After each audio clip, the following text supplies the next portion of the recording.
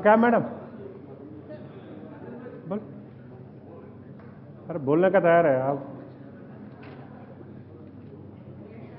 मेरा एरिया तालाब चंचलम है 34 डिवीजन में। साहब मेरे कचरे का बहुत प्रॉब्लम है। बार बार मैं विजय कुमार साहब को बोल रही हूँ कि सुबह के टाइम आप एक चक्कर आके देखिए, वो तो कोई जवाब नहीं आता। मेरे करने रेलवे ट्रक और जैसे शाहजहां फंक्शन हॉल और अपने जैसे दूसरे नशेमन नगर और दूसरे इलाकों में मेरे करने कचरा इतना रहता है कि बार बार मेरे को फ़ोन करके लोग हम बोलते कि कचरा नहीं लिए।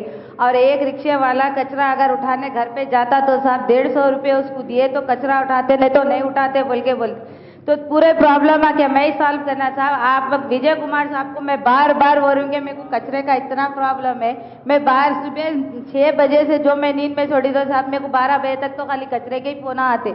मैं विजय कुमार साहब को एक ने 4 बार लेटर दी, एक कोई जवाब नहीं दिए साहब। मेरे को एक ये है और जो रिक्शे वाले कचरा नहीं उठाते एरिया के अंदर, वो भी मेरे को बहुत बड़ा प्रॉब्लम है। एक घर से जब उठाते तो 150 रुपये मांगते। 150 रुपये देगा क्या गरीब?